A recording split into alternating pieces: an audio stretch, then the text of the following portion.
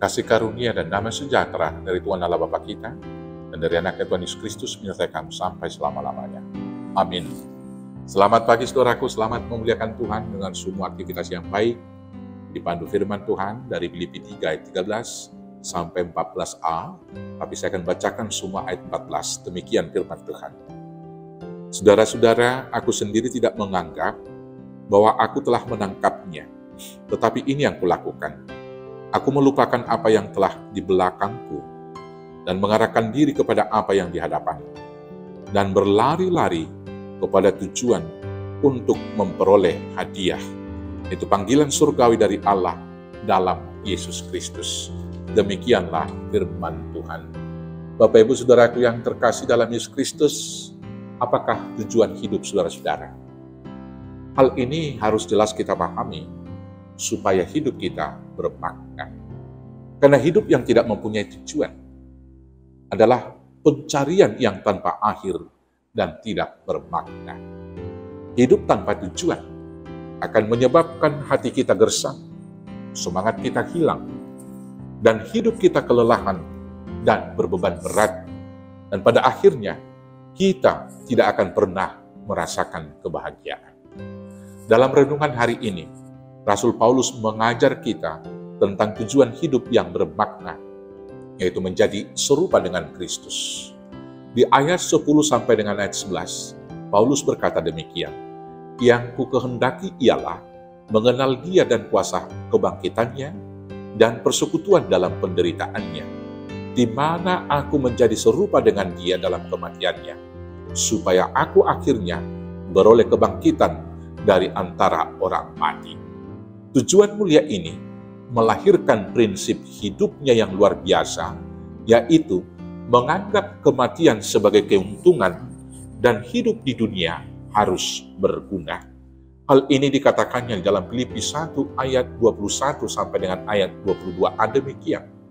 "Karena bagiku hidup adalah Kristus dan mati adalah keuntungan. Tetapi jika aku harus hidup di dunia ini, itu berarti bagiku bekerja memberi buah."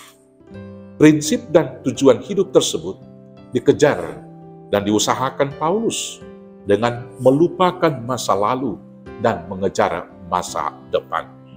Di ayat 13 dia berkata, "Aku melupakan apa yang telah di belakangku dan mengarahkan diri kepada apa yang di hadapanku." Untuk mencapai tujuannya, dia tidak terbelenggu pada masa lalu dan tidak hanya menghayalkan masa depan, tetapi bekerja keras pada masa sekarang untuk memperolehnya. Di ayat 14 dia berkata, "Aku berlari-lari kepada tujuan untuk memperoleh hadiah, yaitu panggilan surgawi dari Allah dalam Kristus Yesus." Selanjutnya Paulus mengajak kita untuk memiliki pengertian dan tujuan hidup yang demikian dan mencapainya dengan usaha yang keras. Bapak Ibu, saudara-saudaraku yang terkasih dalam Yesus Kristus, belajar dari Rasul Paulus, marilah kita menjalani hidup yang digerakkan oleh tujuan dengan cara yang pertama, hidup sama dengan Kristus. Dari awal, manusia diciptakan oleh Tuhan seturut dengan gambar dan rupa Allah atau imago Dei. Citra ilahi pada manusia kemudian rusak karena kejatuhan manusia itu ke dalam dosa. Dan untuk memulihkan citra ilahi, Allah kemudian menebus manusia itu untuk menyelamatkannya dan mengembalikannya pada kemuliaan Allah, dengan maksud agar manusia itu kembali dengan tugas panggilannya mula-mula, yaitu menyaksikan kemuliaan Allah dengan cara hidup yang serupa dengan Kristus dan menjadi berkat bagi orang lain dan semua ciptaan. Pemulihan citra ilahi hanya dapat diperoleh dengan jalan hidup di dalam Tuhan, sehingga kita dapat berpikir dan berperasaan seperti Yesus Kristus. Filipi 2 ayat 5. Hal ini akan mengubah pola pikir dan cara pandang kita melihat tujuan hidup yang utama, yaitu untuk memperoleh mahkota kehidupan. Tujuan mulia tersebut akan membuat kita tahan uji menghadapi suka dan duka, karena kita memperhatikan apa yang tidak kelihatan. Sehingga kita tidak dihantui ketakutan akan kematian dan sibuk berusaha untuk mempertahankan hidup dan memperoleh umur yang panjang. Tujuan mulia itu juga menggerakkan kita untuk mengisi hidup dengan hal yang berguna, yaitu hidup senantiasa di dalam Yesus untuk memuliakan Tuhan dan menghasilkan buah yang baik untuk menjadi berkat bagi orang lain. Prinsip ini sama dengan prinsip Paulus yang berkata dalam Filipi 1 ayat 22 demikian. Tetapi jika aku harus hidup di dunia ini, itu berarti bagiku bekerja memberi buah. Apabila tujuan kita pasti untuk satu tugas memuji memuliakan nama Tuhan, maka masa lalu tidak dapat membelenggu kita. Kesulitan masa sekarang juga tidak akan dapat menghambat kita. Tetapi kita akan berlari-lari terus, karena bagi kita setiap momentum kehidupan adalah hidup bagi Kristus. Kita tidak peduli dengan penderitaan, bahkan ancaman kematian juga tidak dapat menghambat kita.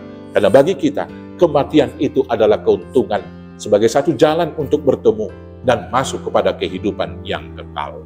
Yang kedua, berlari-lari kepada tujuan. Tujuan hidup akan menggerakkan seseorang untuk berusaha keras mencapainya. Dia akan memakai seluruh waktu, tenaga, dan sumber daya yang ada padanya untuk memperoleh tujuan yang dimaksud. Dia akan melupakan masa lalu dan tidak terbelenggu di dalamnya. Penderitaan dan kesedihan masa lalu tidak akan membelenggunya, sehingga trauma menghadapi kenyataan dan menghambat langkahnya meraih masa depan. Sukacita dan kebahagiaan masa lalu tidak mengikatnya dengan nostalgia, sehingga menganggap masa lalu lebih baik daripada masa sekarang dan masa depan. Orang yang hidup di dalam Kristus akan hidup dalam pengharapan. Hari ini lebih baik dari kemarin, dan besok pasti lebih baik daripada hari ini. Karena dia percaya berkat Tuhan selalu baru tiap pagi. Bapak Ibu Saudaraku yang terkasih dalam Yesus Kristus, hidup kita telah ditebus dan dipulihkan oleh Tuhan. Karena itu hiduplah sama seperti Yesus Kristus, menjadi kemuliaan bagi nama Tuhan, dan hidupnya berguna menjadi berkat bagi orang lain.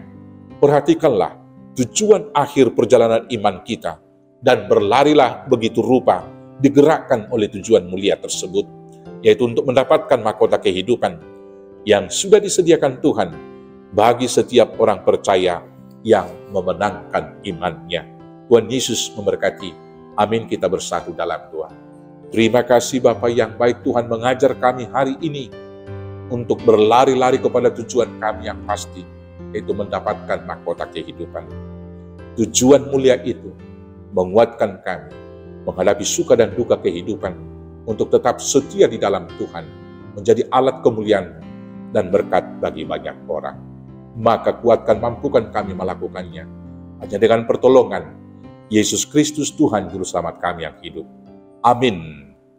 Selamat berlari kepada tujuan, selamat digerakkan oleh tujuan dalam hidup yang baik.